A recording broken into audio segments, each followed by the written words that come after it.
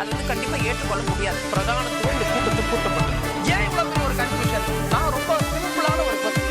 அவருக்கு வேற எந்த விதமான ரைட்ஸும் கிடையாது. என்ன வேணா இருக்கட்டும்ங்க. புதிய தலைமுறை நேயர்களுக்கு வணக்கம். நேர்பட பேசு நிகழ்ச்சிக்கு உங்களை வரவேற்பதில் மகிழ்ச்சி. கரூர் துயர சம்பவம் தொடர்பாக 3வது முறையாக சிபிஐ விசாரணைக்கு ஆஜராவதற்காக இன்றைக்கு டெல்லி சென்றிருக்கிறார் தாவேக தலைவர் விஜய். ஒவ்வொரு முறை விஜய் டெல்லி செல்லும் போதும் அது பேசுபொருளாகிறது. அதே போலதான் இந்த முறையும் பல்வேறு கோணங்கள் இருக்கு இதுல பேசுவதற்காக. அதன் அடிப்படையில் இன்னைக்கு நம்ம கட்டமைச்சிருக்கிற தலைப்பு டெல்லியில் விஜய் ஷா திட்டம் என்ன அப்படின்ற தலைப்புல இன்னைக்கு நம்ம விவாதிக்க போறோம். 4 விருந்தினர்கள் என்னோடு இணைகிறார்கள். அறிமுகம் செய்கிறேன். பத்திரிகையாளர்கள் திருமிகு லட்சுமி சுப்பிரமணியம் அண்ட் பத்திரிகையாளர் திரு TN ரகு ஆகியோர் நம்மோட அரங்கத்தில் இணைகிறார்கள். அதே போல பத்திரிகையாளர்கள் ஷியாம், சுவாமிநாதன் ஆகிய இருவரும் நேரலை வாயிலாக நம்மோடு இணைகிறார்கள். 4 பேருக்கும் வணக்கம். ஷியாம் சார், உங்ககிட்ட இருந்தே தொடங்குறேன். டெல்லியில விஜய் அப்படின்னாலே அப்போ அந்த தலைப்பை அப்படி டேபிள்ல வச்சோம்னா நமக்கு பேசுறதுக்கு 360 டிகிரியில நிறைய விஷயங்கள் இருக்கு, இன்டர்பிரிட்டேஷன்ஸ் நிறைய இருக்கு. ஒவ்வொன்றா போவோம். அமித்ஷாவுடைய திட்டம் என்ன? இதுல எந்த ஒரு விற்பனரும் ஒரு கட்சியை தோற்கடிக்கணும்னா எல்லா கட்சியும் இணைக்கணும்னு தான் விரும்புவார். அமித்ஷா தேர்தல் விற்பனர், சந்தேகம் கிடையாது. இப்போ திமுகவை தோற்கடிக்க வேண்டும் என்பது இலக்கு. திமுக எதிர்ப்பான எல்லா கட்சிகளும் ஒரு அணியில் வந்து இணையணும், தங்களுடன் இணைய வேண்டும். இது கண்டிப்பாக அவரது விருப்பமும் இதுவாக தான் இருக்கும், திட்டமும் இதுவாக தான் இருக்கும். இன்றைக்கு வந்து விஜயோட நண்பர் பவன் கல்யாணோட ஜனசேனாவுக்கு ஃபவுண்டேஷன் டே, நிறுவனர் தினம். பொதுவாக வந்து அவரோட அட்வைஸை, பொலிட்டிக்கல் அட்வைஸை ரொம்ப பெரிய அளவுக்கு விஜய் கேட்பதாகத்தான் தாவேகா நண்பர்கள் கூறுகிறார்கள். அவருக்கும் இதில் ஒரு ரோல் இருக்கும். அவரும் வந்து அமித்ஷா அவர்களுக்கு ரொம்ப நெருக்கமானவர். இதையெல்லாம் வைத்து கூட்டி கழித்து பார்க்கும்போது டெல்லியில் ஷாவின் திட்டம் விஜயை சேர்ப்பது தான், பாரதிய ஜனதா கூட்டணியில் சேர்ப்பது தான். ஆனால் அது விஜய் ஒத்துக்கொள்ள போகிறாரா அது நமக்கு தெரியாது. பவன் கல்யாண் ஃபார்முலா அதெல்லாம் பயன்படுத்துவார்கள். ஏன்னா அங்க பாஜக கூட்டணி, அதனால மூலமாகத்தான் அவர் டெபுட்டி சிஎம்மாக ஆயிருக்கிறார். விஜய்க்கும் திரைப்பட நட்சத்திரம் அப்படின்ற அடிப்படையில நல்ல நண்பர், அதனால அவரை வச்சுதான் மூவ் பண்றாங்களா? வேற வகையில எதுவும் மூவ் பண்ணலையா? அவரை வைத்து அதிகமாக அந்த நகர்வு இருப்பதாக தான் யூகிக்கிறேன். என்ன காரணம்னா அது வந்து ஒரு ப்ரூவ்டு ஃபார்முலா. அதாவது பவன் கல்யாண் சேர்ந்த பிறகு அவர் தனியாக நின்னார் முதல்ல. ஆனால் அவர் சேர்ந்த பிறகு நாயுடு அவர்களின் வெற்றி சாத்தியப்பட்டது. நாயுடு அவர்களுக்கு தனி மெஜாரிட்டி இருந்த போதும் பவன் கல்யாணுக்கு துணை முதல் பதவி தரப்பட்டது. அதையும் சேர்த்து நீங்க பாருங்க. அப்படின்னா விஜய் அவர்களுக்கு ஒரு குறிப்பிட்ட நம்பர் ஆஃப் சீட்ஸ் கொடுத்து எடப்பாடி பழனிசாமி அவர்களே முதலமைச்சர் ஆனாலும் விஜய் அவர்களுக்கு துணை முதலமைச்சர் பதவி தரப்படும். இது நாங்கள் கடைபிடித்த சக்சஸ்ஃபுல் ஃபார்முலா. அப்படித்தானே அது வந்து அமித்ஷா அவர்கள் அதைத்தானே முன் வைப்பார். பவன் கல்யாணம் ஆமா என்று தானே சொல்வார். முதலமைச்சர் வேட்பாளரா தன்னை பொசிஷன் பண்ணிக்கிற விஜய், அதுவும் அவங்க பொதுக்குழு கூட்டம் எல்லாம் போட்டு முடிவு தீர்மானம் எடுத்திருக்கிறாங்க. விஜய் தலைமையில் தான் கூட்டணி, முதலமைச்சர் முகம் விஜய் தான் அப்படின்னு அவங்க சொல்லி கொண்டிருக்கக்கூடிய நிலையில அப்ப இந்த பவன் கல்யாண் ஃபார்முலாலாம் எப்படி விஜய் ஒப்புக்கொள்வார்? அதனாலதான் அமைதி நிலவுதோ? பொதுவாக திரைப்பட நட்சத்திரங்கள் கடைசி நேரத்தில் கிளைமாக்ஸ் மாற்றிடுவாங்க. நான் தொடர்ந்து அதை பார்த்து வருகிறேன். பொலிட்டிக்கல் கிளைமாக்ஸும் அப்படிதான், சினிமா கிளைமாக்ஸும் அப்படிதான். அப்போ எது நமக்கு வந்து நல்லதோ அதைத்தான் கடைசி நேரத்தில் செய்வாங்க. அவர்களுக்கு எவ்வளோ கஷ்டப்பட்டு ஒரு டீம் வேலை பார்த்தாலும், எவ்வளோ கஷ்டப்பட்டு ஒரு டைரக்டரோ மியூசிக் டைரக்டரோ இருந்தாலும் கடைசியில் ஹீரோ வந்து கிளைமாக்ஸ் மாற்றுவார். விஜய் கிளைமாக்ஸ் மாற்றுவார். அவர் வந்து முதலமைச்சர் கேண்டிடேட்டாக அவர் தன்னை நிலைநிறுத்தி கொண்டார். இப்போ என்ன சொல்வார் அப்படின்னா, யார் முதலமைச்சராக வரக்கூடாது என்பதுதான் ரொம்ப முக்கியம். எனவே நான் வந்து என்னோட விருப்பத்தை நான் தியாகம் செஞ்சுட்டேன், தமிழ்நாட்டு மக்களுக்காக தியாகம் செஞ்சுட்டேன், அப்படிதான் நான் சொல்ல முடியும். இங்க வந்து எல்லாமே டூல் கிட் ஃபார்மேஷனுங்க. சோசியல் மீடியாவை தொடர்ந்து நம்ம ஃபாலோ பண்ணும்போது நோக்கி போகுதுன்னு யூகிக்க முடியுது. என்ன காரணம்னா டூல் கிட் வந்து சர்க்குலேட் பண்றது அந்த இன்ட்ரெஸ்டட் பார்ட்டி தானே. அண்ணாமலை ரீசெண்டா ஒரு பிரஸ் மீட்ல பேசும்போது திருஷ்யாம் ஃபைனல் ட்விஸ்ட் எல்லாம் இருக்கும், பாஜக கூட்டணியில மாற்றம், கடைசி நேர மாற்றம் வருவதற்கான வாய்ப்பு இருக்கு, ஃபைனல் ட்விஸ்ட் எல்லாம் இருக்கும் அப்படின்னு சொன்னாரு. இப்போ நீங்க சொல்றத அதோட பொருத்தி பார்க்கணுமா?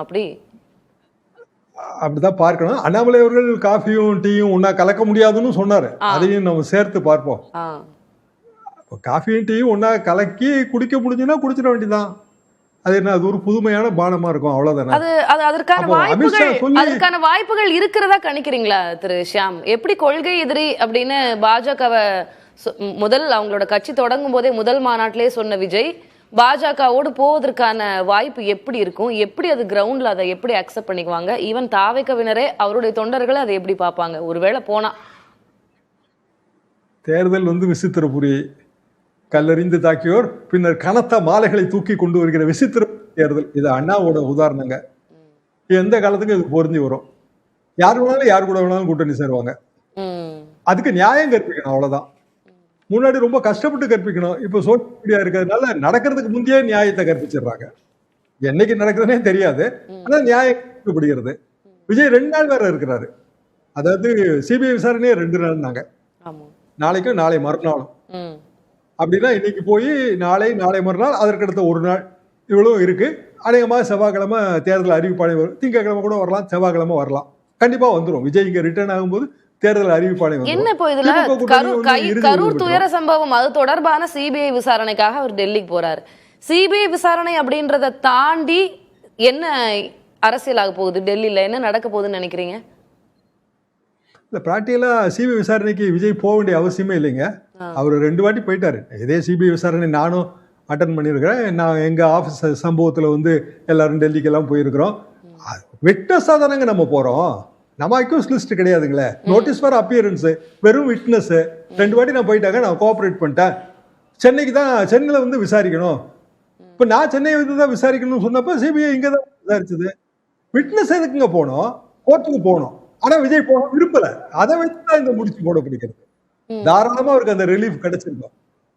ஆனா அவர் விரும்பல. ப்ராபபிலி அவருக்கு வேற ஏதாவது ஹிடன் அஜெண்டா இருக்கலாம். அரசியல் என்பதே மறைக்கப்பட்ட நிகழ்ச்சி நிரல் தானே. அப்போ இதுக்கான ஃபீசிபிலிட்டி இருக்கிறதா தான் நீங்க பாக்குறீங்க? நான் அப்படி முதற்கட்ட கருத்தா எடுத்துக்கிட்டுமா திருஷ்யாம்? கண்டிப்பாக. காரணம் என்னன்னா சோசியல் மீடியா தாங்க. அதாவது அவங்க ஹேண்டில்ஸ் இருக்கு இல்லைங்களா, டிவிகே ஹேண்டில்ஸ், அது ஒரு இடத்துல ஊர்கொழுது. டூல் கிட் சர்க்குலேட் ஆகுதுங்கிறது நல்லாவே தெரியுது. ஏன்னா சோசியல் மீடியா உலகத்துல ஒன்றும் ரகசியம் கிடையாது. டூல் கிட் சர்க்குலேட் ஆகும்போது இன்னென்ன மாதிரி பேசுங்க என்று சொல்லப்படுகிறது. அதாவது சோசியல் மீடியால இப்படி பேசுங்க, இப்படி டிஸ்கஸ் பண்ணுங்க அப்படின்னா டிவிகேக்கு அந்த பிளான் இருக்குல்ல. இல்லாம சோசியல் மீடியாக்குள்ள வராது. ஒரு காலத்துல இதெல்லாம் செய்தியா போட்டுக்கிட்டு இருந்தாங்க, ரொம்ப பழைய காலம் அதெல்லாம். இப்போ உடனுக்குடன் தயார்படுத்துறாங்க, ஆட்களை தயார்படுத்துகிறார்கள். காரணம், ஒரு பொது கருத்தை உருவாக்க வேண்டுங்கிற கட்டாயம் இருக்கு. நடப்பதற்கு முன்பே இதை உருவாக்கிட்டோம்னா நடக்கும் போது தாக்கே கிடையாது. ஆமாங்க, இதெல்லாம் எல்லாரும் பேசிட்டு இருந்தது தானே. அப்ப ஏன் நடக்கலாங்கிறதுக்கும் ஒரு ரீசன் நம்ம சொல்லி ஆகணும். நம்ம தொடர்ந்து பேசலாம் திரு ஷியாம். லக்ஷ்மி சுப்ரமணியன், இப்போ ஷியாம் சார் சொல்றதுல உங்களுக்கு உடன்பாடு இருக்கா? அப்படி கடைசி நேர ஃபைனல் ட்விஸ்ட் எல்லாம் ஏற்படும், அவர் ஹீரோ தானே, அப்படி கிளைமேக்ஸ்ல அப்படி சேஞ்ச் ஆவாரு, மக்களுக்காக யார் ஆட்சியில இருக்கக்கூடாது அப்படிங்கிறதுக்காக நான் என்னுடைய ஆசைகளை நான் கீழே இறக்கி வைக்கலாம் அப்படிலாம் ஆகும்னு சொல்றாரு. கிளைமேக்ஸ் எப்படி வேணா இருந்துட்டு போட்டோம், ஆனா விஜய்க்கு அது ஆன்டி கிளைமேக்ஸா இல்லாம இருந்தா எல்லாருக்கும் சந்தோஷம் தான். இன்னும் சொல்ல போனா அவரோட பார்ட்டி ஆட்களுக்கும் அவருடைய ரசிகர்களுக்கும் அது ஆன்டி கிளைமேக்ஸா இல்லாம இருந்ததுன்னா அவங்களுக்கு இந்த 2 ஆண்டுகள் அவரை பின்தொடர்ந்து போய் 41 பேர் இறந்து போனதுக்கு ஏதாவது ஒரு விதத்தில் பயனுள்ளதாக இருக்கும் அப்படின்னு நான் நினைக்கிறேன். என்னை பொறுத்த வரைக்கும் பாரதிய ஜனதா கட்சியிலிருந்து இதுவரைக்கும் விஜய்க்கு அழுத்தமெல்லாம் எனக்கு கொடுக்கப்பட்டதாக நான் புரிஞ்சுக்கவே இல்லை. இது சோஷியல் மீடியாவில் தாவேகா தரப்பிலிருந்தும் தமிழ்நாட்டில் இருக்கக்கூடிய ஒரு சில அரசியல் நோக்கர்கள் மத்தியிலிருந்தும் உருவாக்கப்படக்கூடிய ஒரு பிம்பமோ அல்லது ஒரு ரொம்ப கற்பனையான பாரதிய ஜனதா கட்சியோடு அவர் கூட்டணியில் போயிடுவார், இல்லை அவர் கூட்டணிக்கு அழுத்தம் கொடுக்கப்படுகிறது அப்படிலாம் சொல்லி தான் இதை கொண்டு வந்திருக்காங்களோ அப்படின்ற ஒரு சந்தேகம் இருக்கிறது. நேற்றைக்கு விஜயனுடைய கட்சி மாவட்ட செயலாளர்கள் கூட்டம் நடந்த போது அந்த மாவட்ட செயலாளர்கள் கூட்டத்தில் இன்றைக்கு செய்திகள் வெளியாயிருக்கு. மாவட்ட செயலாளர் கூட்டத்தில் நடந்தது என்ன அப்படின்னா, நம்ம எப்படி இந்த தேர்தலை சந்திக்க போகிறோம், அதாவது யாரெல்லாம் கேண்டிடேட்ஸு அப்படின்றதும் பேசப்பட்டிருக்கு. அவங்க கட்சியில் கேண்டிடேட்டுக்கு 234 தொகுதிக்கும் வேட்பாளர்கள் இருக்கிறார்கள். வேட்பாளர்களுக்கு பஞ்சமே இல்லை கட்சியில். ஆனால் ஒவ்வொரு வேட்பாளருக்கும் தேர்தலை எப்படி எதிர்கொள்வது, அரசியலாக தேர்தல் களம் எப்படி இருக்கும், 2 பெரிய கட்சிகளையும் எப்படி சந்திக்கிறது களத்தில் அப்படின்றது அவங்க எல்லாருக்குமே இருக்கக்கூடிய மிகப்பெரிய சவால். ஏன்னா யாருக்குமே தெரியாது. 2வது அவங்க லீடரும் இது வரைக்கும் பொலிட்டிக்கலாக ட்ரெயின் ஆகலை. பெரிய பொலிட்டிக்கல் பேங்க்ரப்சி இருக்கக்கூடிய ஒரு கட்சி தான் தாவேகா. ஏன்னா மாவட்ட செயலாளர்கள் யாருமே இதுவரைக்கும் 1-2 முறைக்கு மேலே விஜயை நேரடியாக சந்தித்திருக்க மாட்டார்கள்.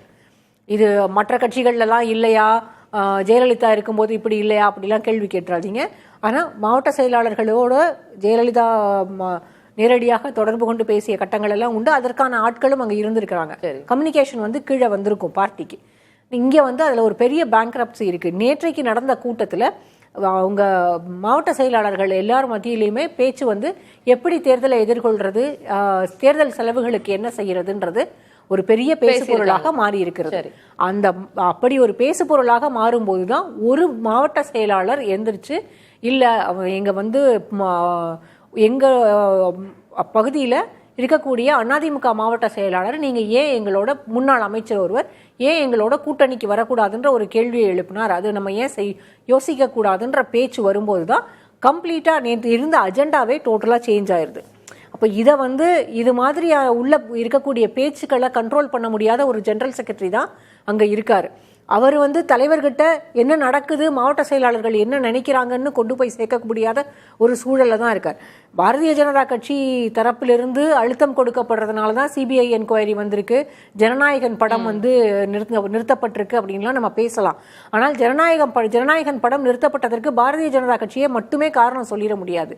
இவங்க வந்து படம் ரிலீஸ் ஆகிறதுக்கு இல்ல இவங்க இத்தனை படங்கள் இது வரைக்கும் விஜயனுடைய படங்கள் எல்லாமே ரிலீஸ் ஆயிருக்கு. ஒவ்வொரு முறையும் சென்சார் சர்டிபிகேட் வாங்குறதுக்கு எந்த மாதிரியான ரூட்டை வந்து அவங்க யூஸ் பண்ணாங்களோ அதே தான் பண்ணிருக்கணும். இப்ப வந்து கோர்ட்ல போய் கடைசி நேரத்துல இவங்க ஃபைல் பண்ணது இவங்க தரப்புல இருக்கக்கூடிய லீகலா இருக்கக்கூடிய கேள்வி என்னன்னா இல்ல புரிஞ்சுக்கிறேன். இப்போ நீங்க சொன்னீங்க இதுக்கு பாரதிய ஜனதாவோ இல்ல அமித்ஷாவோ அப்படி அழுத்தம் கொடுக்கறாரு, ஆனா எனக்கு தெரியல அப்படின்னு. ஆனா திரு ஷியாம் சார் சொல்றது அப்படின்றது வந்து ஆந்திரால டிசிஎம் பவன் கல்யாண வச்சு அவங்க மூவ் பண்றாங்க. பவன் கல்யாணம் மூவ் பண்றாங்க. அப்ப அமித்ஷாக்கு அந்த மாதிரி திட்டம் எதுவும் இல்லையா? ஜனநாயகன் ரிலீஸ் தள்ளி போறது அதை நம்ம எப்படி புரிஞ்சுக்கிறது? இதுவரைக்கும் பவன் கல்யாண் தரப்பில் இருந்தோ விஜய் தரப்பில் இருந்தோ இதற்கான பேச்சுவார்த்தை நடத்தப்பட்டதாக அல்லது வந்து சமிக்கைகள் கொடுக்கப்பட்டதாக எந்த தகவலுமே இல்லை. நான் ஒன்னே ஒன்று உங்ககிட்ட கேட்கிறேன். விஜய் கட்சி ஆரம்பிச்சது பிஜேபியை கொள்கை எதிரின்னு அறிவிச்சது பிஜேபியோட கூட்டணியிலிருந்து துணை முதலமைச்சர் ஆகிறதுக்கா? பவன் கல்யாண் மாதிரி சரி பரவாயில்ல, அவர் வந்து சந்திரபாபு நாயுடுவுக்கு ரிலேட்டிவ், அதனால அவரால் இருக்க முடியும். இங்க வந்து எடப்பாடி பழனிசாமி முதலமைச்சர் ஆகிறதுக்காகவா விஜய் கட்சி ஆரம்பிச்சாரு? அதுக்காக தான் கரூர்ல வந்து 41 பேர் ரசிகர்கள் வந்து அவருக்காக இறந்து போனாங்களா என்ன? இதுல பாஜக அழுத்தமே இல்லையா? அப்போ இல்ல, பாஜகவினுடைய அழுத்தம் இல்லைன்னு நான் வந்து முற்றிலுமா இல்லைன்னே சொல்லல. ஆரம்பத்திலிருந்து ஏதோ ஒரு விதத்துல உள்ளுக்கு வந்து பாரதிய ஜனதா கட்சி அதிமுக எல்லா தரப்பிலிருந்தும் அவருக்கு வந்து சமிக்கைகள் அனுப்பப்பட்டது. இன்னும் சொல்ல போனா என்டிஏ கூட்டணிக்குள்ள அதிமுக மீண்டும் போறதுக்கு முன்னால ஏடிஎம்கே டிவிகே பேச்சுவார்த்தைகள் நடந்ததெல்லாம் உண்மை. ஆனா அது எதுவுமே விஜய் நேரடியாக நடத்தினதே கிடையாது. செகண்ட் லெவல்ல கூட இல்ல. முசியானந்த் நடத்திருந்தா நீங்க செகண்ட் லெவல்னு சொல்லலாம். ஆதவ் அர்ஜுனா தரப்பிலிருந்து பேசப்பட்டதுதான். ஆதவ் அர்ஜுனாவும் மிதுனும் எடப்பாடி பழனிசாமியினுடைய மகன் மிதுனும் பேசினதை வச்சு நீங்க எப்படி கூட்டணி பேசப்பட்டதுன்னு சொல்ல முடியும்? லீடர் லெவல்ல எந்த விதமான டாக்ஸும் எந்த கட்டத்திலயுமே நடக்கவே இல்லை. விஜய்க்கு இருக்கக்கூடிய மிகப்பெரிய பிரச்சனையே எந்த விதத்திலையும் அவரால அரசியல் ரீதியாக எந்த முடிவுகளையுமே எடுக்க முடியாத ஒரு சூழல். லட்சுமி, எனக்கு இப்ப அவரு டெல்லி போயிருக்காரு. டெல்லியில அவருக்கு 2 நாள் விசாரணைனாலும் ஒரு நாள் முன்னாடி போயிருக்காரு, ஒரு நாள் கழிச்சுதான் வராரு. என்ன இப்ப டெல்லியில என்ன காய்கள் நகர்த்தப்படும் அப்படின்னு ஷியாம் சார் சந்தேகிக்கிறதா நீங்க நினைக்கிறீங்க? எனக்கு தெரிஞ்சு அவர் வந்து ரொம்ப ஒரு க்ளோஸ்டான ஒரு பர்சன் தான். பெரிய காய்கள் நகர்த்துறதுக்காக எல்லாம் போனதாக எல்லாம் எனக்கு இல்ல. டெல்லி அவரை வச்சு என்ன காய் நகர்த்துதுன்னு கேக்குறேன் நானு. அமித்ஷா வந்து நான் ஒண்ணு மட்டும் புரிஞ்சுக்குங்க திலகவதி, இப்ப விஜய்க்கு வந்து இந்த கூட்டணிக்கு கூட்டிக்கிட்டு வந்து அவருக்கு இந்த கூட்டணியிலிருந்து கிட்டத்தட்ட ஒரு 10 ஒரு 6 10 எம்எல்ஏக்கள் வந்துடுறாங்க, இல்ல வந்து ஒரு கணிசமான வாக்குகள் வந்துருது அப்படின்னா அதற்கு பிறகு விஜய்க்கு வந்து பொலிட்டிக்கல் பவர் கிடைக்கும் போது 29 எலெக்ஷன்ல அவர் காங்கிரஸோடு கூட்டணி போகலான்னு ஏன் நினைக்க மாட்டார்? அந்த இடத்த வந்து பாரதிய ஜனதா கட்சி கட்டாயம் அவருக்கு உருவாக்கி தராதுன்றதை தான் இங்க நம்ம புரிஞ்சுக்கணும். 29 தான் பிஜேபிக்கு ரொம்ப முக்கியம். 26ல அவங்க வந்து இங்க தமிழ்நாட்டுல கால் பதிக்கிறதும் அவங்களுக்கு அது முக்கியம் தான். ஆனா வந்து பிரதானம் வந்து 2029 தேர்தல் தான். இப்ப இருக்கக்கூடிய சூழல்ல பிஜேபிக்கு தமிழ்நாட்டுல ஸ்பேஸ் வேணும் அப்படின்றதுனால தான் அவங்க ஏடிஎம்கேவோட கூட்டணியில் இருக்கிறார்கள். அதிமுகவும் பாரதிய ஜனதா கட்சியும் இங்க லோக்கல்ல இருக்கக்கூடிய லீடர்ஸ் வேணா டிவிகே கூட்டணிக்கு வரலாம்னு நினைக்கலாம். ஆனால் என்னை பொறுத்த வரைக்கும் டெல்லி அப்படிப்பட்ட ஒரு எண்ணத்தில் இருப்பதாக விஜயோட ஸ்டார்டம் கொஞ்சம் டைல்யூட் பண்ண முயற்சிக்கிறாங்களா இப்போதைக்கு? அது பண்றாங்களா? இல்ல, விஜயோட ஸ்டார் வேல்யூவை டைல்யூட் பண்ண அவங்க சேர்ந்து அவங்க வந்தெல்லாம் பண்ண வேண்டாம், இவங்களே பண்ணிப்பாங்க. அதை அவர் விஜய் வெளியே வராம இருக்கும் போதே அது தன்னால குறைஞ்சு போயிடும். அது டிமினிஷ் ஆயிட்டே தான் போகுது. நீங்க வந்து கரூருக்கு முன்னால இருந்ததுல இருந்து இப்ப வரைக்கும் பாருங்க, அது டிமினிஷ் ஆயிட்டே தான் போகுது. பெரிய அவருக்கு வந்து பெரிய கிராஃப் ஏறினதாலாம் எனக்கு தெரியல. இன்றைக்கு இருக்கக்கூடிய சூழல்ல நீங்க அதிமுக திமுகவினுடைய செல்வாக்க மேற்கு மாவட்டங்கள்ல போய் பாத்தீங்கன்னா ஏடிஎம்கே இன்னும் செகண்ட் பிளேஸ்ல தான் இருப்பாங்க. தாவேகா வந்து 40% வந்துருச்சு, 30% வந்துருச்சு. இதெல்லாம் வந்து அவங்களோட சர்வே வந்ததுங்க 19% கொடுத்திருக்காங்க. திமுக விட 19% இருக்கட்டுங்க. 19% உங்களுக்கு இன்னைக்கு தெரியும். என்னன்னா விஜய்னு சொல்லி தான் நீங்க எல்லா இடத்துலயும் சர்வே நடத்துறீங்க. வேட்பாளர்கள் யாருன்னு சொல்லி சர்வே நடத்தி பாருங்க, அதற்கு பிறகு தெரியும். சரி, திரு சுவாமிநாதன், என்ன திட்டமாக இருக்கும்? பாஜக தொடர்ந்து என்டிஏ கூட்டணிக்குள்ள விஜய கொண்டு வர முயற்சி செய்கிறது அப்படின்ற பேச்சு ஒரு புறம். டெல்லி போயிருக்கிறார் விஜய். டெல்லி போனாலே சுத்தி சுத்தி நிறைய இன்டர்பிரிட்டேஷன்ஸ் வருது. அமித்ஷாவுடைய திட்டம் என்னவாக இருக்கும் நீங்க நினைக்கிறீங்க? அமித்ஷா அவர்கள்கிட்ட 2 வாய்ப்புகள் இருக்கு, 2 திட்டங்கள் இருக்கு அப்படின்னு பாக்குறேன். ஒன்று, விஜய் அவர்களை கூட்டணிக்குள் அழைத்துக் கொள்வது. நீங்க கிட்டத்தட்ட அதிமுக பாஜக கூட்டணி என்பது கடந்த சட்டமன்ற தேர்தலில் 2021 75 இடங்கள் ஜெயிச்சிருந்தாங்க. கிட்டத்தட்ட 10 ஆண்டு ஆன்டி இன்கம்பன்சி. ஜெயலலிதா அவர்கள் இல்லாத தேர்தல், ஆனா 75 இடங்கள் ஜெயிக்கிறாங்க. நீங்க அதே கடந்த நாடாளுமன்ற தேர்தல் 2024 நாடாளுமன்ற தேர்தல சட்டமன்ற தொகுதி வாரியா நம்ம பிரிச்சு பார்த்தோம்னா அதிமுக பாஜக ரெண்டும் சேர்ந்து இருந்தா 83 சட்டமன்ற தொகுதிகளில் ஜெயிச்சிருப்பாங்க. அப்ப அது 75 என்பதை விட 8 இடங்கள் கூட. பட் இது வந்து கள நிலவரமாக 24 தேர்தல் வரைக்கும் இருந்தது. பட் விஜய் இதுல புதுவரவாக வந்து விட்டார். அப்ப அமித்ஷா அவர்களுக்கு இயல்பாக என்ன தோணுதுன்னா, நம்முடைய இந்த பழைய ஓட்டு கணக்குல ஒரு பெரிய சேதம் இதுல ஏற்பட போகுது. அது திமுகவுக்கும் சேதம், விஜய் அதிமுக கூட்டணிக்கு மட்டும் சொல்லலாம். அப்ப இந்த 83 இடங்களை தான் அமித்ஷா அவர்கள் பேசி வந்தார். நீங்க முதல்ல அவர் திருநெல்வேலி மாநாட்டுல பேசின போதுமே நம்ம பார்த்தோம், அவர் 2 ஓட்டு சதவீதத்தையும் சேர்த்து சொல்லிட்டு இருந்தார். எங்களிடம் 18% இருந்துச்சு, அதிமுக 23 எடுத்திருந்தாங்க, 2ஐயும் கூட்டினாலே இவ்வளவு சதவீதம்னு பேசி வந்தார். பட் அந்த இடத்துல விஜய் ஏற்படுத்தக்கூடிய ஒரு ஸ்பாயிலர் தரத்தை அவர் அதோட பேசாம தான் இருந்தார். இன்னொன்று, அந்த அணிகளில் இடம்பெற்றிருந்த அதிமுகவோடு இடம்பெற்றிருந்த எஸ்டிபிஐ கட்சி இன்னைக்கு திமுக கூட்டணியில இருக்காங்க, தேமுதிக இன்னைக்கு திமுக கூட இருக்காங்க, இந்த பக்கம் இருந்த ஓபிஎஸ் இன்னைக்கு திமுகலயே இருக்காரு. அப்ப இந்த இடத்துலதான் இந்த அணியை பலப்படுத்துறனா விஜய் தேவைன்னு அமித்ஷா கணக்கு போடுறாரு. அது ஒரு கணக்கு. அதனால அமித்ஷா அவர்கள் விஜயை கொண்டு வந்தே ஆகணும் அப்படிங்கக்கூடிய ஒரு கட்டாயத்தில் இருக்கிறார் ஒன்று. ஆனா இதுல அதை விட மிக மிக முக்கியமா விஜய் வருவாரா என்பது ஒரு கேள்விக்குறி. விஜய் வரலைனாலும் அமித்ஷாவுக்கு தான் லாபம். இங்க விஜய் வந்தாலும் அது பாஜக அதிமுக அணிக்கு லாபம், பெரிய வெற்றி பெறுவாங்க. அதுதான் நான் பாக்குறேன். களத்துல பார்த்து வர விஜய் பின்னால இருக்கக்கூடியவர்கள் மோடி எதிர்ப்பு என்பதால் ஒரு குறிப்பிட்ட சதவீதம் விஜய் விட்டு வெளியே போவாங்க. ஆனா விஜயை கண்மூடித்தனமாக ஆதரிப்பவர்கள் தான் அதிகம் பேர் இருக்காங்க.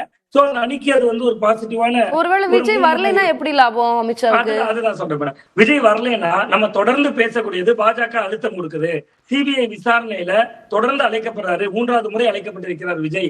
ஜனநாயகன் படம் ரிலீஸ் ஆகாம காரணமாக இருக்கிறது. கிட்டத்தட்ட கடைசியாக ஒரு 4-5 நாட்களுக்கு முன்பு கூட 5 பேர் கொண்ட கமிட்டி முன்பு படம் வருது. அதுல ஒருவருக்கு உடல்நிலை சரியில்லை. அந்த கமிட்டிலேயே 100 பேர் 50 பேர் இருப்பாங்க. அது இன்னொரு கமிட்டி மெம்பரை கூப்பிட்டு அந்த படத்தை பாருங்கன்னு சொல்றதா உண்டு. சோ அந்த படமும் ரிலீஸ் ஆகல. நான் உங்களை தான் நம்பி வந்தேன், எனக்கு பல அழுத்தங்கள் இருந்துச்சு விஜய் கடைசி நேரத்துல பேசிட்டாருன்னா, தமிழ்நாட்டுல ஒருவேளை அவர் கூட்டணிக்குள்ள வரலைன்னா அதுவரை மோடி எதிர்ப்பு என்கிற ஓட்டு பேங்க் வந்து முழுக்க திமுக பக்கம் இருக்கு. அந்த ஓட்டு உடைஞ்சிரும். நீங்க எப்படி ஆன்டி இன்கம்பன்சி ஓட்டை விஜயும் உடைத்து அதிமுகவும் சேதப்படுத்துவாரோ அதே போன்று கடைசி வர விஜய் அவர்கள் பாஜக கூட்டணிக்குள்ள போகாட்டா அதுவே அதிமுக பாஜக கூட்டணிக்கு தான் சாதகமாக இருக்கும். ஏன்னா களத்துல வந்து விஜய் அவர்கள் கடைசி வரை பாஜக கூட போல. பாருங்க எவ்வளவு அழுத்தம் இருந்தது, அவர் போவே இல்லை அப்படின்னு மக்கள் மன்றத்துல போறப்ப நீங்க 2019, 2021, 2024 இந்த 3 தேர்தல்களோட தொடர் வெற்றிக்கும் மைய புள்ளி எது? பாஜக எதிர்ப்பு. இன்னைக்கும் மு க ஸ்டாலின் அவர்கள் பேசுறது என்ன அரசியல்? தமிழ்நாடு வெர்சஸ் டெல்லி. தமிழ்நாடா டெல்லியான்னு கேக்குறேன். அவர் என்றைக்குமே எடப்பாடி பழனிசாமியினுடைய ஆட்சி சிறந்ததா, என்னுடைய ஆட்சி சிறந்ததா? சுவாமிநாதன், நான் புரிஞ்சுக்கிறேன். இது ஒரு பிளானாக இருக்கலாம். இது பிஜேபிக்கு தெரியாதா? நம்ம தொடர்ந்து கூப்பிட்டுட்டே இருக்கோம்னா ஒரு பர்செப்ஷன் செட் ஆகும், அப்புறம் எலெக்ஷன் நோட்டிபிகேஷன் வந்துடும். விஜய் நான் வந்து போகல, கொள்கை எதிரி அந்த ஸ்டாண்ட்ல நான் அப்படியே இருக்கேன் அப்படின்னு அவர் அதை வச்சு வாக்கு கேட்பாரு. அது விஜய் எம்பவர் பண்ணும் அப்படின்றது பாரதிய ஜனதாவுக்கு தெரியாதா? இல்ல அதுலதான் மேடம், அதுல ரொம்ப முக்கியமா நான் என்ன புள்ளி பாக்குறேன்னா, பாஜக எதிர்ப்பு ஓட்டுகள் தானே விஜய்க்கு பக்கம் போகும். அப்ப திமுகவும் எடுப்பாங்க, விஜயும் எடுப்பாங்க. நீங்க குறிப்பிட்டு சிறுபான்மையினர் ஓட்டாக இருக்கலாம், பாஜக எதிர்ப்பு ஓட்டுகள். தமிழகத்துல பெரும்பான்மை வாக்குகள் பாஜக எதிர்ப்பு வாக்குகள். அவங்க அணி எடுத்த அந்த 18% வெளியில பாத்தீங்கன்னா கிட்டத்தட்ட 78% இருக்காங்களே, 80% இருக்காங்களே, அதெல்லாம் பாஜக எதிர்ப்பு ஓட்டுகள். அப்ப அந்த எதிர்ப்பு ஓட்டுகள் திமுகவும் வாங்குது, விஜயும் வாங்குறாரு அப்படின்னாலே அந்த இடம் வந்து வலதுசாரிகளுக்கான ஒரு வாசல், ஒரு ஓரளவு அவர்களுக்கான குறைந்தபட்ச வெற்றி என்பது அதுல உறுதி செய்யப்பட வாய்ப்பு இருக்கு. சோ இதுல எதுவே நடந்தாலும் அது பாஜகவுக்கு லாபம். சரி, இப்போ பாஜக தொடர்ந்து முயற்சிக்கிறாங்க, விஜய என்டிஏ கூட்டணிக்குள்ள தொடர்ந்து கொண்டு வர முயற்சிக்கிறாங்கன்னா என்ன வழிகளில் முயற்சிக்கிறாங்க? எனக்கு வந்து அவர் சிபிஐ விசாரணைக்கு போறாரு, 4 நாள் இருக்காரு அப்படின்னே வச்சுக்கோங்க. எப்படி அவரை என்ன டெல்லியில என்ன நடக்க போகுது, சிபிஐ விசாரணை தாண்டி என்ன நடக்க போகுது? ஒருபுறம் பவன் கல்யாண் மாடல் அப்படின்லாம் பேசுறாங்க, என்ன எப்படி முயற்சி பண்றாங்க என்டிஏ? இல்ல, அது பவன் கல்யாண் அவர்களுடைய மாடல் தான். துணை முதல்வர் அப்படிங்கக்கூடிய அஸ்திரத்தை கையில் எடுப்பாங்க. பட் அதுல மிக முக்கியமான சிக்கல் இருக்கு மேடம். அது முதல்ல எடப்பாடி பழனிசாமி அவர்கள் அதிமுக தொண்டர்கள் விரும்புறாங்க, அதிமுகவுடைய தலைமை விரும்புதானே எனக்கு சில சந்தேகம் இருக்கு. அது ஏன் அந்த சந்தேகம் இருக்குன்னு மட்டும் ஒரு நிமிடம் மட்டும் எடுத்துக்கிறேன் மேடம். ஒருவேளை விஜய் வந்துட்டாருன்னு வச்சுங்களேன், நீங்க விஜய்க்கு வெறும் 40 சீட்டு தான் கொடுக்குறீங்கன்னு வச்சுங்க, விஜய் 60 சீட்டு கேட்கலாம். நீங்க விஜய் இன்னைக்கு வர்றாருன்னா விஜய் மீது விஜய்க்கு வந்து பாஜக தன்னை அதிருப்தி அடையாத அளவுக்கு விஜய் வந்தாருன்னா முதல்வர் யாரு, துணை முதல்வர் யாரு, இந்த பிரச்சனை எல்லாம் இருக்குல்ல. எடப்பாடி பழனிசாமி ரசிக்க மாட்டார்ல. இந்த பிரச்சனை இருக்கு. அதை விட முக்கியமான ஒரு பிரச்சனை சொல்றேன் மேடம். இப்ப விஜய் வந்து வர்றாருன்னா எடப்பாடி சொல்றாருன்னு வச்சுங்களேன், நீங்க ஒரு 30 சீட்ல கூட்டு வந்துருங்க, எனக்கு ஒன்னும் ஆட்சேபனை இல்ல, 40 சீட்ல கூட்டு வந்துருங்க, எனக்கு ஆட்சேபனை இல்லைன்னா விஜய் 60 சீட்டு கேட்பாரு. நீங்க தமிழ்நாட்டுல இப்ப 60 தொகுதிகளுக்கு அவர் வேட்பாளர் நேர்காணல் பண்ணிருக்காருல்ல. ஒரு உதாரணத்துக்கு சொல்றேன், அவர் கன்னியாகுமரியில 2 தொகுதிகள்ல வேட்பாளர் நேர்காணல் முடிச்சாரு. ஒன்று நாகர்கோவில், இன்னொன்னு குளச்சல். இது ரெண்டுமே கடந்த முறை பாஜக போட்டியிட்ட தொகுதி. அதுல ஒரு தொகுதி பாஜக வெற்றி பெற்ற தொகுதி. அப்ப கிட்டத்தட்ட தமிழ்நாட்டுல ஏற்கனவே பாஜக போட்டியிடுவதற்கு 4 ஆண்டுகள் வேலை செய்து வச்சிருக்காங்கல்ல, அந்த தொகுதிகள் எல்லாம் ஒரு நேர்காணல் பண்ணி முடிச்சிருக்காரு. அப்ப அந்த இடமே ஒரு சிக்கல் ஆகுதுல்ல. நீங்க கூட்டணியும் முடிவாகல, நீங்க ஒருவேளை ஒரு கூட்டணிக்கு வருவதாக இருக்கலாம், பட் 60 தொகுதிகளை நீங்க நேர்காணல் முடிச்சிட்டீங்களே. 60 பேர்ட்ட வேட்பாளர்கள் தான் சொல்லியிருக்காரு, அவங்க சோர விளம்பரங்கள் கூட எழுதிட்டாங்க, சோசியல் மீடியால நான் தான் வேட்பாளர்னே பேச ஆரம்பிச்சிருக்காங்க. சோ அப்ப அந்த இடம் ஒரு நெருடல் வருது. ஒன்று. இன்னொன்று, ஒருவேளை நான் ஒரு யூகத்துக்கு சொல்றேன் மேடம், ஒரு 40 சீட்ல அடக்கிட்டாங்க விஜய, 40 சீட்டு மட்டும் போட்டிடுறேன்னு வந்துட்டாருன்னு வச்சுங்க, விஜய்க்கு 40 சீட்டு. பாஜக ஏற்கனவே காங்கிரஸே 28 சீட்டு வாங்கிட்டாங்க, நாங்க 18% ஓட்டு காட்டியிருக்கோம் எங்க அடியா, எங்களை எப்படி நீங்க 20ல சுருக்க முடியும், எங்களுக்கும் அதே 28 வேணும்னு கேக்குறாங்க. அன்புமணி அவர்களுக்கு வர 17 சீட்டு இருந்தீங்க, ஜி.கே. வாசன் அவர்களுக்கு கொடுக்கணும். அதே போன்று இருக்கக்கூடிய எல்லா கட்சிகளும் ஜான் பாண்டியன் அவர்கள் இருந்து புரட்சி பாரதம் வந்து ஐஜேக்கு வர எல்லாருக்கும் கொடுக்கணும். இது எல்லாத்தையும் குறைச்சு நீங்க கூட்டி பார்த்தாலே 120 தொகுதி வருது. அப்ப அதிமுக கூட்டணி ஆட்சிக்கு சம்மதிக்கிறாங்களா? ஒரு பெரும்பான்மையான எண்ணிக்கையில போட்டியிடணும்ல. இப்ப இந்த வாசல் வழியாக அதிமுகவுக்குமே செக் வைக்கிறாங்க பாஜக. நீங்க அதிமுகவுக்கான கூடுதல் இடங்கள்ல போட்டியிடக்கூடிய வாய்ப்பை குறைக்கிறாங்க. விஜய் இயல்பாகவே தனியா நின்னாலே அது வந்து அதிமுக பாஜக கூட்டணிக்கு ஒருவேளை சாதகமாகவும் அமையலாம். ஏன்னா களச்சூழலே அப்படிதான் பாஜக நகர்த்துறாங்க. விஜய் அதிமுக வாக்குகளை பிரிச்சிருவாரு, ஆன்டி பிஜேபி வாக்குகள் திமுக போறது அதை தாண்டி அதிமுக காலி பண்ணிடுவாரு அப்படின்ற பேச்செல்லாம் இருக்கே. இல்ல, அது கூட்டணிக்குள் வந்தால்தான் நடக்கும் நான் பாக்குறேன். நீங்க கூட்டணிக்கு வெளியில் இருக்கிறப்ப நீங்க களத்துல வந்து அவர் கூட்டணியே இல்லாமல் தமிழ்நாட்டில 234 தொகுதிகளுக்கும் விஜய் அவர்கள் வேட்பாளர்களை நிறுத்தினார்னா அது 15 முதல் ஒரு 18% எடுக்கலாம். நான் அதிகபட்சமாகத்தான் ஒரு வேலை சொல்றேன், 15% வரைக்கும் எடுக்கலாம். பட் அந்த 15% என்பது அதிமுக ஓட்டு என்று நம்ம சொல்லிட முடியாது. அதான் சொல்றேன், களத்துல ஒரு பாஜக என்ன விஜய் என்ன நினைக்கிறாருன்னு நீங்க பாக்குறீங்க திரு சுவாமிநாதன்? அப்ப அவரை சுத்தி இவ்வளவு நடக்கிறதா நீங்க புரிஞ்சுக்கிறீங்க, அதை சொல்றீங்க. விஜய் அவருடைய மன ஓட்டம் என்னவா இருக்குதுல்ல? அவர் என்னன்னா பாஜகவால் கொடுக்கப்பட முடியாத எண்ணிக்கையில ஒரு இடத்தை சொல்லுவார், இந்த இடத்தை எனக்கு தாங்க நான் வரேன்னு சொல்லுவார். நிச்சயமா அவர் வந்து பகைத்துக்கொள்ள விரும்ப மாட்டார். அவர் பகைத்துக்கொள்ள விரும்பாதனாலதான் அவர் பாஜகவை திட்டவும் மாட்டார். நம்ம விஜய் அவர்கள் பாஜக ஏன் பகைக்க மாட்டார்னா, இன்னைக்கு திமுகவுக்கோ அதிமுகவுக்கோ, நம்ம திமுக கூட ஒரு உதாரணத்துக்கு எடுத்துங்க, மக்களவையில் 22 எம்பி இருக்காங்க, ராஜ்யசபால இருக்காங்க, ஒரு மாநிலத்துல ஆட்சி இருக்கு, இந்தியா கூட்டணிக்கு மிக முக்கியமான இடத்துல இருக்காங்க.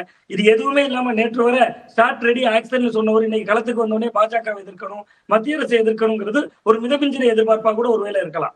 பட் விஜயை பொறுத்தவரை அவங்களால கொடுக்க முடியாத ஒரு எண்ணிக்கையை சொல்லுவார், எங்களுக்கு குறைந்தபட்சம் ஒரு 60 சீட்டு தாங்க, நான் 60 தொகுதிகளில் வேட்பாளர் நேர்காணல் பண்ணிட்டேன், அந்த இடத்தை கொண்டு போய் அப்படியே எடப்பாடி பழனிசாமி அவர்கிட்ட கேட்டா அவர் சம்மதிக்க மாட்டார். சோ அது ஒரு முரணாகவே மாறக்கூடிய அளவு அதிக இடங்களை கேட்கறது, கூட்டணிக்கு வர்றேன் ஆனா எனக்கு ஒரு 60 கொடுங்க 80 கொடுங்க அப்படின்னு கேட்கறது. சரி, அவ்வளோலாம் கொடுக்க முடியாது, கூட்டணிக்கு வேண்டாம் அப்படின்னு அது அந்த டீல் வந்து பிரேக் ஆயிடும். பாருங்க, என்ன கடைசி வரைக்கும் கூட்டணி கூப்பிட்டாங்க, நான் போகல, நான் என்னோட ஸ்டாண்ட்ல நிக்கிறேன் அப்படின்னு அப்படி ப்ரொஜெக்ட் பண்ணிக்குவாரா?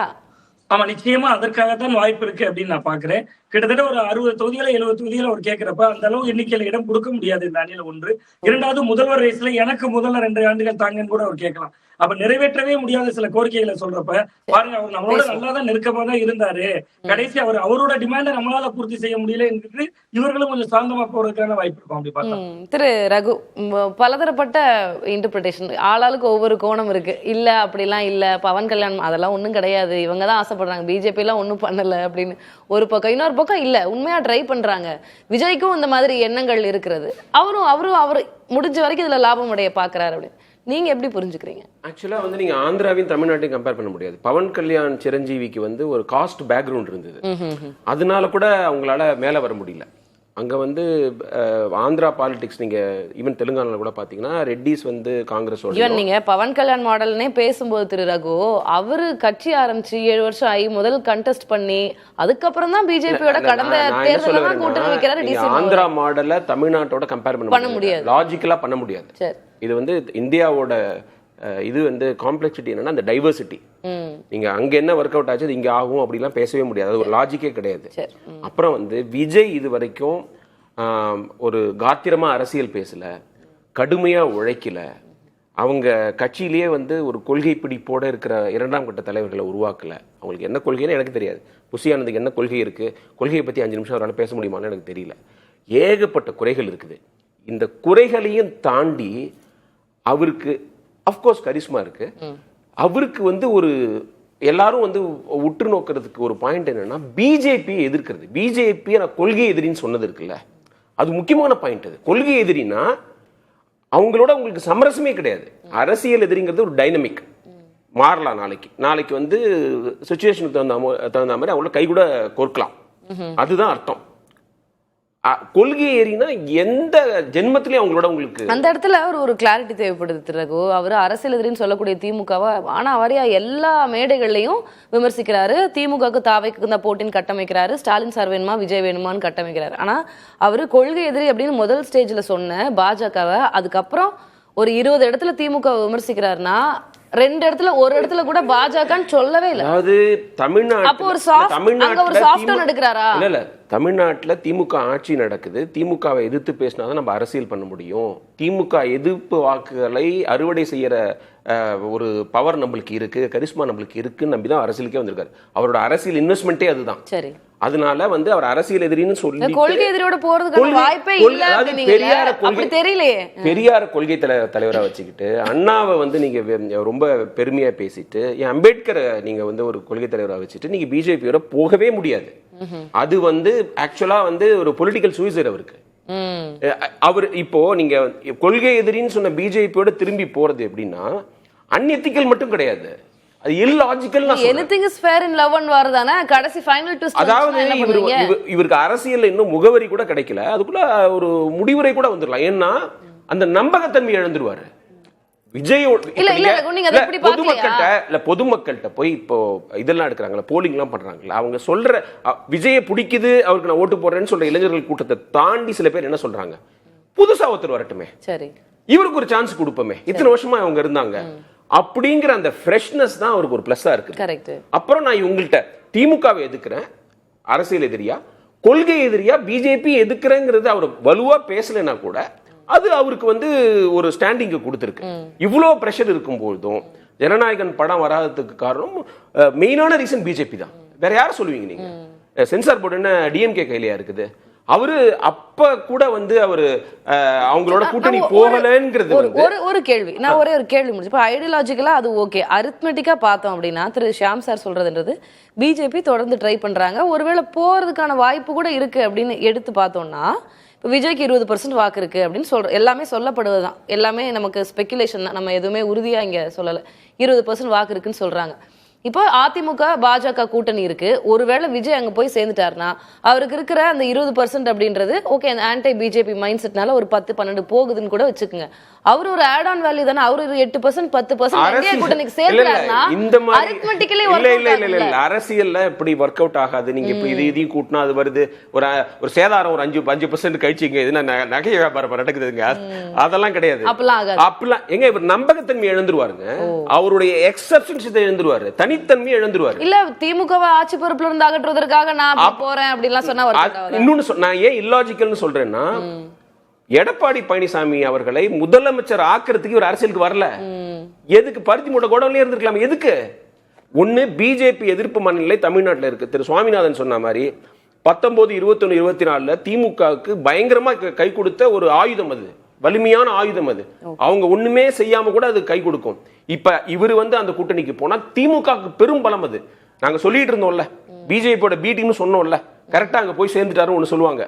பிஜேபிய கொள்கை எதிரின்னு சொல்லிட்டு போய் சேர்ந்தா அவரை கொண்டாடுற ரசிகர்களே யோசிப்பாங்க, ஏன் அண்ணன் இப்படி யூட்டர்ன் எடுத்துட்டாரு?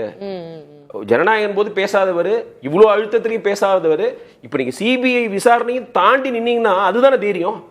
தைரியம் இல்லாதவர் எதுக்கு அரசியலுக்கு வரணும்னு நினைக்க ஆரம்பிப்பாங்க. அப்புறம் இன்னொன்னு, அதிமுக இவரையே உயிர் கொடுக்கணும். இவர் இந்த கட்சி தமிழ்நாட்டில் வளரணும்னா 3 ரீஜனல் பார்ட்டிஸுக்கு ஸ்பேஸ் கிடையாது. அதுதான் இந்தியாவில் வரலாறு.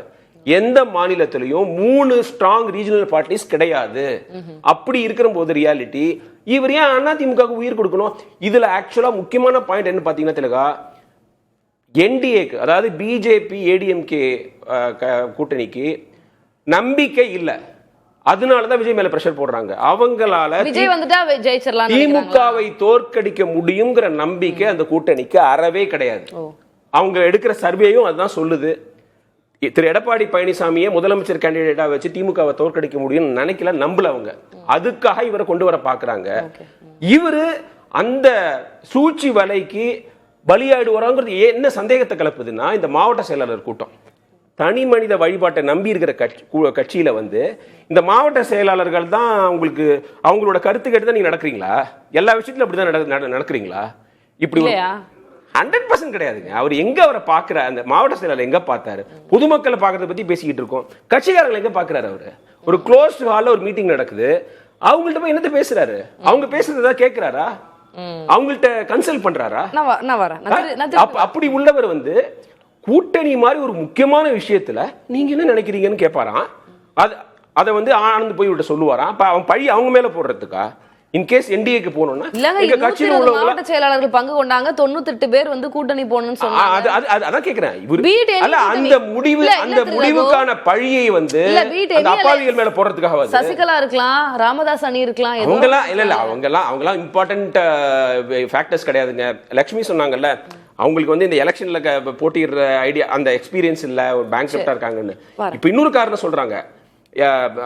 ஜெனரலா உள்ள இது ஒரு பத்திரிகை செய்தி பார்த்தேன், அவங்களுக்கு பணம் செலவழிக்கிறதுக்கு வலு இல்ல, உண்மையிலே பேங்க்ரப்ட் காசு இல்லாதவங்களா இருக்கிறாங்க. அதனாலதான் இவர் இந்த முடிவு எடுக்கிறாரு. நான் கேட்கிறேன், 4 மாசத்துக்கு முன்னாடி 6 மாசத்துக்கு முன்னாடி அது தெரியாதா? எலெக்ஷன்ல 40 லட்சம் தான் எலெக்ஷன் கமிஷன் நிர்ணயிச்சிருக்கிற லிமிட் ஒரு அசம்பிளி கான்ஸ்டிடுவன்சிக்கு. ஆனா 5 கோடி 10 கோடி 20 கோடி செலவழிக்க வேண்டியிருக்கு ஜெயிக்கிறதுங்கிறது நிதர்சனமான உண்மை.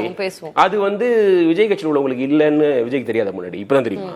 இந்த மாதிரி காது குத்துற வேலையெல்லாம் பண்ணக்கூடாது. அவரு பண்ற அறகுறை அரசியலுக்கு தாண்டி ஒரு வேல்யூ இருக்குன்னா, அல்லது மக்கள் நம்புறாங்க 15% 20% கிடைக்குதுன்னா, அதற்கு காரணம் கரிஸ்மாவை தாண்டி பிஜேபியை இவரு நான் அவங்களோட போமாட்டேன்னு சொல்றாங்க. இப்ப ஏடிஎம்கே அவங்க பக்கம் போயிடுறாங்க,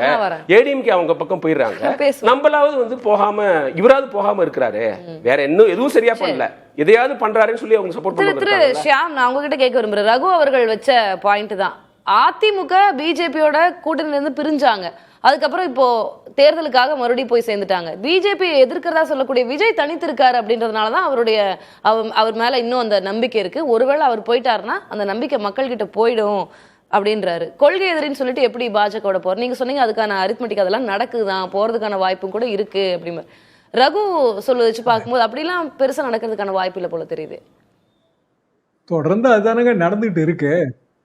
இப்போ திமுகவின் பி டீம் ஓபிஎஸ் குற்றம் சாட்டினது எடப்பாடி பழனிசாமி. அப்போ ஓபிஎஸ் அதிமுக இருந்தாரு.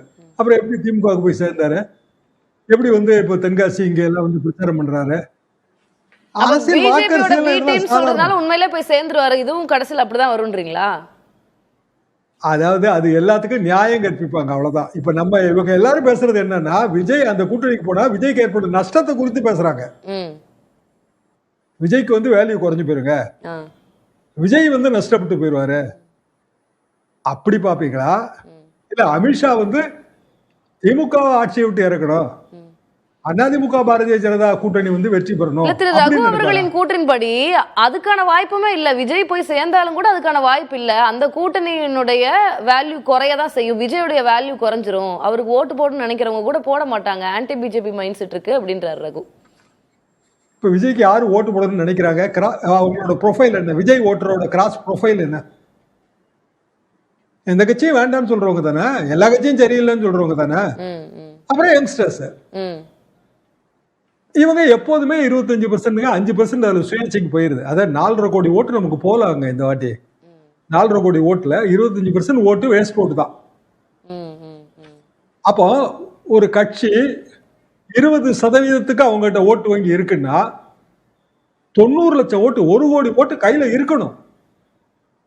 1.5 கோடி ஓட்டு தாங்க திமுக அதிமுகவுக்கே இருக்கு. இல்லன்னா அவங்க ஏங்க கூட்டணி சேர்றாங்க? என் கையில 2 கோடி ஓட்டு இருக்குன்னா நான் ஏங்க கூட்டணிக்கு போறேன்? நான் ஏன் காங்கிரஸ் கட்சிக்கு 28 சீட்டு கொடுக்கணும்? ஃபர்தர் மேட்டர் நான் கொடுக்க வேண்டாம். ஜெயலலிதா மட்டும்தான் அந்த முடிவு எடுத்தாங்க 2016ல. 1.25 கோடி ஓட்டு வாங்கினாங்க மொத்தத்துல. 234 தொகுதியும் 234 தொகுதி இன்னைக்கு எடுத்தாலும் டேட்டா எடுத்தாலும் அந்த டேட்டா தான் கையில இருக்கு. மற்ற எல்லாருமே எப்போதுமே 1.5 கோடி ஓட்டை வச்சுதான் ஜெயிக்கிறதுக்கு எப்படின்னு பாப்பாங்க.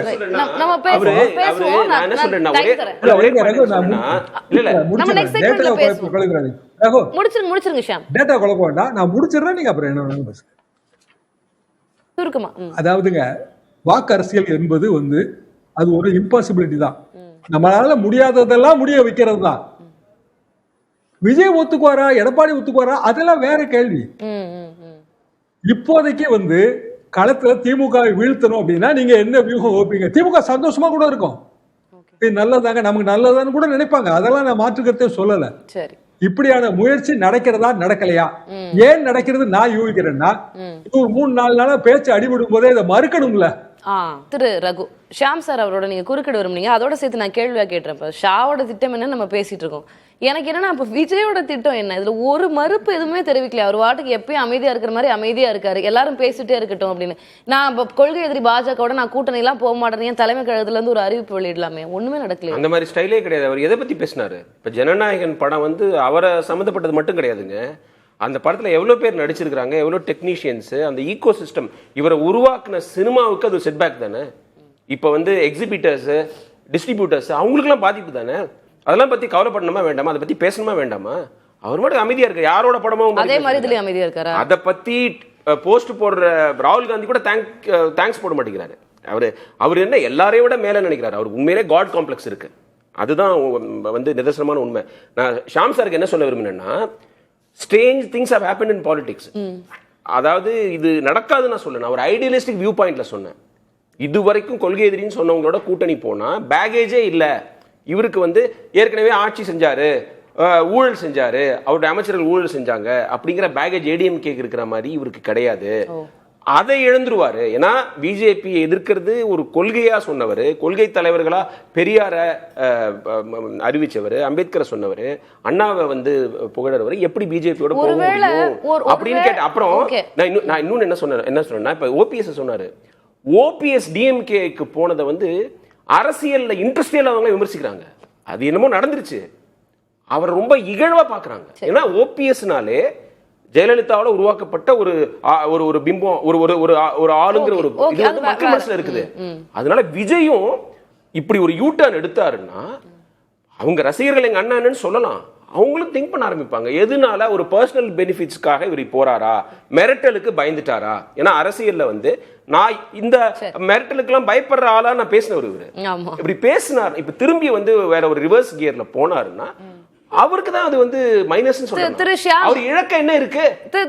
ஓட்டி போட்டு தோத்த விஜயோட பிம்பம் அடி வாங்கும்ல. அவர் ஒருவேளை அப்படி போறாரு, ஃபைனல் மொமெண்ட்ல அந்த ட்விஸ்ட் எல்லாம் நடந்துச்சு அப்படின்னா விஜயோட இவ்வளவு நாள் அவர் கட்டமைச்சது அது அடி வாங்கிறாதா அப்படின்னு கேக்குறாரு ரகு. இப்ப நம்ம பேசுறது கூட்டணி சாத்திய கூறுகளை பத்தி தான். வெற்றி பெறுமா, வெற்றி பெறாதா, விஜய்க்கு என்ன தனிப்பட்ட லாபம், அமித்ஷாக்கு என்ன, அது என்ன பேச்சு. சாத்திய கூறுகள் இருக்கிறதா இல்லையா? எடப்பாடி பழனிசாமி எத்தனை வாட்டி வந்து நான் பிஜேபியோட கூட்டணி கிடையாதுன்னு சொன்னாரு. போன வருஷம் ஏர்போர்ட்டா சொன்னாரு. கடைசியில என்ன பண்ணாரு? கூட்டணி போயிட்டாரு. அண்ணா, அம்பேத்கர், எம்ஜிஆர் இவங்கெல்லாம் வந்து அறிவிக்கப்படாத கொள்கை தலைவர்கள் தானே அதிமுகவுக்கு. பெரியார் படத்தை ஏன் வச்சுட்டு எடுத்தாங்க? வாக்கரசியல் இந்த கேள்விக்கு பதில் இல்லைங்க. Right right. அதிமுக எப்ப பிஜேபியோட போக முடியுதோ அப்ப யார் வேணாலும் பிஜேபியோட போகலாம். திமுக போகாது. ஏன்னா அது நேரடியா அது ஒரு ஆப்போசிட் ஸ்டாண்ட் எடுத்து வச்சிருக்காங்க. இவ்வளவுதாங்க பாயிண்ட். இதுல என்ன வேற என்ன பாயிண்ட் இருக்கு? சாத்தியக்கூறு இருக்கா இல்லையா? விஜய் மறுக்காத வரைக்கும் விஜயோட ஸ்டைலே இதுதான். அது அவர் ஸ்டைலா இருக்கட்டும். மறுக்காத வரைக்கும் இது பேசிட்டே தான் இருப்பாங்க. ரைட், பேசலாம். லட்சுமி சுப்ரமணியன், விஜய் இதுவரைக்கும் மறுக்கவே இல்லை. சொன்ன மாதிரி அவர் ஒருவேளை அந்த கிரவுண்டை ப்ரெப் பண்றாரா? அமைதியா இருந்து ஒரு போறதுக்கான வாய்ப்பு இருக்குன்னு ஒரு 50% பேசுறாங்க அப்படிங்கும்போது நம்ம போனாலும் ஓகே, அது வரைக்கும் அந்த கிரவுண்டை ப்ரெப் பண்ணுவோம்னு அமைதியா இருக்காரா? விஜய் அமைதியா இருக்கிறதுக்கெல்லாம் ஒரு பெரிய காரணம். அவர் அமைதியா தான் இருப்பாரு எப்பயும். அவருக்கு ஏதாவது தெரிஞ்சாதானங்க பேசுறதுக்கு. அவர்கிட்ட நேரடியா போய் அவரோட கட்சியில இருக்கக்கூடியவங்க எத்தனை பேர் நேரடியா அவரை சந்திக்கிறாங்க, எவ்வளவு பேர் நேரடியாக இருக்காதா? இதுல தாவேகா வந்து உங்களுக்கு வந்து எல்லா கூட்டங்கள் விஜய் போற இடத்துக்கெல்லாம் கூட்டம் வருது அப்படின்னு சொல்றீங்க. அவரை ரசிகர்கள் பார்க்க வராங்க. 4500 பேர் நிர்வாகிகளை வச்சு நாங்கள் வந்து தஞ்சாவூரில் கூட்டம் போட்டோம், வெள்ளூரில் கூட்டம் போட்டோம், சேலத்தில் கூட்டம் போட்டோம் எல்லாம் சொல்கிறாங்க. உங்களுக்கு 4500 நிர்வாகிகள் இருக்காங்க அப்படின்னா அந்த க்ரௌட் ஃபண்டிங்கில் கூட அவங்களால தேர்தலை ரொம்ப ஈஸியாக சந்திக்க முடியும். 5 கோடி ரூபா பணம் இல்லை, மாவட்ட செயலாளரோ வேட்பாளராக நிற்கும் போது 5 கோடி ரூபா பணம் இருந்தால் தான் களத்தில் எதிர்கொள்ள முடியும் அப்படிங்கிற ஒரு சூழலை ஒரு ஒரு மாவட்ட செயலாளர் கூட்டத்தில் வெளிப்படையாக பேசுகிறாங்க அப்படின்னா என்ன அரசியல் புரிதல் உள்ள கட்சி அது? நீங்கள் இந்த 2.5 வருஷத்தில் உங்கள் கூட இருந்த ரசிகர் கூட்டமாக இருந்திருக்கலாம், இல்லை விஜய் மக்கள் இயக்கமாக இருந்தவங்கள அரசியல் கட்சியாக மாற்றினேன்னு சொல்லியிருக்கலாம். எல்லாருக்கும் நீங்கள் வந்து அரசியல் சொல்லி கொடுத்துருக்கணும். அவருக்கே அந்த அரசியல் போதாமல் இருக்கும்போது கீழே இருக்கக்கூடியவங்களுக்கு அவர் எப்படி சொல்லி கொடுத்துருப்பார்? அவரால் எந்த விதத்திலையும் எந்த நெருக்கடியவும் கையாள முடியல. கையாளக்கூடியவராக இருந்திருந்தால் கரூர்ல அப்படிப்பட்ட ஒரு துயர சம்பவம் நடந்த உடனே களத்துல இருந்து வெளியில வந்து 3 நாள் புரிஞ்சுக்கிறேன். வீடியோ போட்டு நெருக்கடி கையாள முடியல அப்படின்னா இப்ப பாஜகவும் ஒரு நெருக்கடி கொடுக்குறாங்க அப்படின்னா அந்த நெருக்கடிக்கு ஈடாக மாட்டாரா? அவங்க வந்து நேரடியா சமீபத்துல வந்து டிடிவி தினகரன், நான், ரகு எல்லாருமே இருந்தோம். அந்த ஒரு பிரஸ் கான்ஃபரன்ஸ்ல தினகரன் சொன்னார், நான் வந்து சொன்னேன் அவங்க கிட்ட கையெழுத்து போடாதீங்க, போட்டிங்கன்னா சிக்கிப்பீங்கன்னு நான் சொன்னேன். சுப்ரீம் கோர்ட்டில் இவங்களே போய் சிக்கிக்கிட்டாங்க. அப்போ கூட அருண்ராஜ் என்கிட்ட சொன்னார், இல்லை நாங்கள் கேட்டது வந்து எஸ்ஐடி தான் கேட்டோம், ஒரு ஜட்ஜு தலைமையில் விசாரணை நடத்தணும்னு தான் நாங்கள் கேட்டோம் அப்படின்னு. சுப்ரீம் கோர்ட்டுக்கு இங்கே தமிழ்நாடு அரசாங்கமோ இல்லை திமுகவோ அதிமுகவோ இங்கே இருக்கக்கூடிய யாருமே விஜய் மேலே தப்புன்னு எந்த கட்டத்திலையும் சொல்லவே இல்லை. அப்படி இருக்கும்போது இவங்களாதான் நாங்கள் தப்பிக்க போகிறோம்னு சொல்லி அவங்களே போய் சிக்கிக்கிட்டாங்க. அதுதான் உண்மை. சிபிஐ கிட்ட போனதுக்கு அப்புறம் ஐயோ குத்துதே கொடை இதே நெருக்கடி கொடுக்குறாங்க, 3 நாள் டெல்லிக்கு வர சொல்றாங்க, எலெக்ஷன் நோட்டிபிகேஷன் அப்போ வர சொல்றாங்க அப்படிலாம் சொன்னா என்ன பண்ண முடியும்? சோஷியல் மீடியாவில் அவங்களுடைய அந்த டூல் கிட் ஆரம்பத்துல ஷாம் சார் சொன்னாரு, டூல் கிட் வந்து நெருக்கடி கொடுக்குறாங்கன்னு சொல்றாங்க, தவிர யாருன்னு இது வரைக்கும் சொல்லல. ஒரு முறை கூட பிஜேபியை சொல்லிலாம் அவர் வந்து விஜய் எங்கேயுமே பேசினதும் கிடையாது. அவரோட ஜனநாயகன் படத்துக்கு பேச முடியாத ஒருத்தர் இன்னைக்கு கட்சிக்காரங்களுக்கு பிரச்சனை இல்லை, வந்து கட்சி நடத்துறதே பிரச்சனைனால அவர் பேச மாட்டாருன்னு தான் புரிஞ்சுக்கணும். திரு சுவாமிநாதன், விஜயுடைய சைலன்ஸ் அதை நம்ம இப்பதான் பேசியிருந்தோம், ஏன் ஒரு மறுப்பு தெரிவிக்கலாம்ல?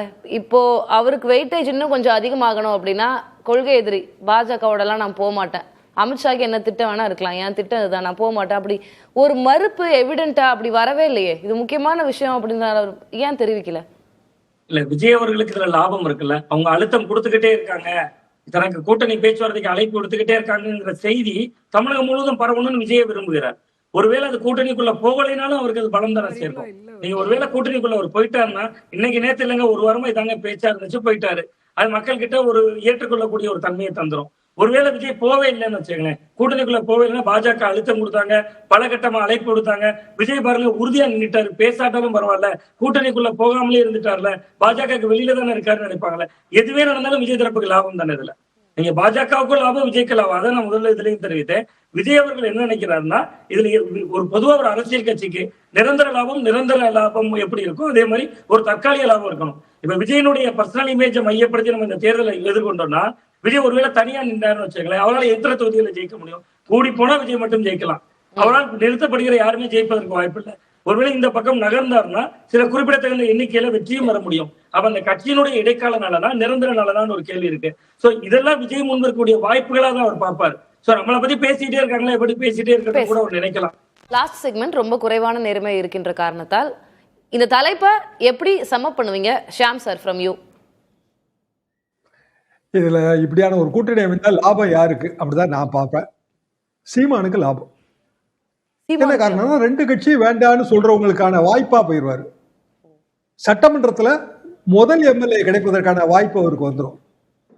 1.25 கோடி ஓட்டுக்கு வேணுங்க. 1.25 கோடி ஓட்டு இருந்தாதான் நம்ம ஆட்சியை பிடிக்கிறத பத்தி நினைக்கவே முடியும். அந்த வாய்ப்பு திமுக கூட்டணிக்கு இருக்கு. திமுக கூட்டணிக்கு ஒரு லாபம் என்ன லாபம்னா, இப்போ சீட்டு கட்டு முறுக்கிட்டு இருக்காங்க பாத்தீங்களா, அவங்க எல்லாரும் டக்கு டக்குன்னு படிஞ்சிருவாங்க. அப்பா விஜயே அங்க போயிட்டாருங்க அப்படின்னு படிச்சிருவாங்க. ஏன்னா அவங்களுக்கு ஆப்ஷனே இல்லைன்னு ஆயிரும். அதிமுக பிஜேபிக்கு விஜய்க்கு லாபமா அப்படிங்கிற கேள்விக்கு வந்தீங்கன்னா, அதிமுக 140க்குள்ள நிக்கணும்னு முடிவு பண்ணா அனுசரிச்சு போயிருவாங்க. ஏன்னா ஜெயலலிதா 2001 அந்த முடிவு எடுத்தாங்க. வெறும் 140 தனி மெஜாரிட்டியோட வந்துச்சு. ஓகே, நன்றி நன்றி நன்றி திரு ரகு. அதாவது இந்த சிபிஐ என்கொயரி ஆர்டர் பண்ணதுக்கு அப்புறம் ஒரு காங்கிரஸ் தலைவர்கிட்ட சொன்னாரு, சிபிஐ பிரஷரை விஜய்னால தாங்க முடியாது, 100% என்டிஏக்குள்ளார வந்துருவாருன்னு. அதை டிஸ்ப்ரூவ் பண்ண வேண்டிய கடமை விஜய்க்கு இருக்கு. ஏன்னா அவருடைய செல்வாக்கு அவருடைய ஹீரோயிசத்துல இருக்குது. அவருடைய ரசிகர்கள் இவர் ஒரு எக்ஸப்ஷனல் ஒரு டெமிகார்டுன்னு நினைக்கிறாங்க. அவர் இப்ப ஆரம்பத்திலேயே பயந்து வளைஞ்சு கொடுத்துட்டாருன்னா இது லாங் டேர்மா அவருக்கு பெரிய டேமேஜ் ஏற்படுத்தும். அவர் இப்போ ஒரு ஃபாஸ்ட் ஃபுட்டுக்கு ஆசைப்படக்கூடாது, ஆரோக்கியமான உணவுக்கு ஆசைப்படணும். அதான் அவருக்கு லாங் டேர்ம் ஹெல்ப் பண்ணும். இப்ப ஷார்ட் டேர்ம் பெனிஃபிட்டுக்காக அவர் போயிட்டாருன்னா அவர் பிம்பம் நொறுங்கிடும், லாங் டேர்ம்ல சஃபர் ஆவார். It is his time to prove his courage. Lakshmi, Vijay என்ன முடிவெடுப்பார்? பிஜேபி அழுத்தம் கொடுக்குதா இல்லையா? விஜய் என்ன பேசினாரு எதுவுமே தெரியாம அவர் கூட இருக்கக்கூடியவர்களும் அவர் கட்சிக்காரங்களும் இருக்கிறதுனால தான் ஒரு நரேட்டிவா அவங்களே உண்டாக்க பாக்குறாங்க. பிஜேபி அழுத்தம் கொடுத்தது, அதனால கூட்டணிக்கு போக வேண்டி இருக்கும், கூட்டணிக்கு போனா அரசியல் எதிரியை வீழ்த்த முடியும் அப்படின்ற மாதிரி ஒரு கருத்தை உருவாக்கிக்கிட்டே இருக்காங்க. அதுக்கு விஜய்க்கே எந்த கருத்தும் கிடையாது. அவர் என்ன செய்யணும்னு அவருக்கே தெரியல. அதனால இதை சோசியல் மீடியாவில் அது போய்கிட்டே இருக்கு. நரேஷன். சுவாமிநாதன், விஜய் அவர்களை பொறுத்தவரை இது ரொம்ப சவாலான காலகட்டம். பொது எதிரியை வீழ்த்த ஒற்றை புள்ளியில் இணைகிறேன் அப்படிங்கக்கூடிய புள்ளியில அவர் பாஜகவோடு இணைந்தால் அது நிச்சயமா அது திமுகவுக்கு பெரிய சவாலாக மாறும். அப்படி இணைந்தால் அது விஜய்க்கும் சவாலாக மாறும். ஏன்னா அவர் தன்னுடைய கொள்கை எதிரிலிருந்து பின்வாங்கி விட்டால் ஒரு நிலைப்பாடு வரும். பட் கட்சியை இடைக்காலமாக காப்பாற்றுவதற்கு வேண்டுமானால் அவர் அந்த புள்ளியை நகரலாம். பட் அவர் அந்த புள்ளியில் ஏற போயிறாரா, தன்னுடைய நாயக பிம்பத்துல நின்று களமாட போயிறாருங்கிறத பொறுத்தா அவருடைய எதிர்காலம் பார்க்கலாம். பொறுத்திருந்து பார்க்கலாம். நாளைக்கு தான் சிபிஐ விசாரணை, அதுக்கு அடுத்த நாள், அதுக்கு அடுத்து இன்னொரு நாள் இருக்கு. இன்னும் நிறைய வியூஸ் நமக்கு வரும் நினைக்கிறேன். நன்றி. இந்த அமர்வில் பங்கு கொண்ட விருந்தினர்களுக்கு நன்றி. மீண்டும் நிகழ்ச்சியில் சந்திக்கலாம் நேயர்களே. நன்றி, வணக்கம். அது கண்டிப்பா ஏற்றுக்கொள்ள முடியாது. பிரதானத்துவம் இந்த கூட்டத்துக்கு கூட்டப்பட்டது. ஏன் இவ்வளவு ஒரு கன்ஃபியூஷன்? நான் ரொம்ப சிம்பிளான ஒரு அவருக்கு வேற எந்த விதமான ரைட்ஸும் கிடையாது.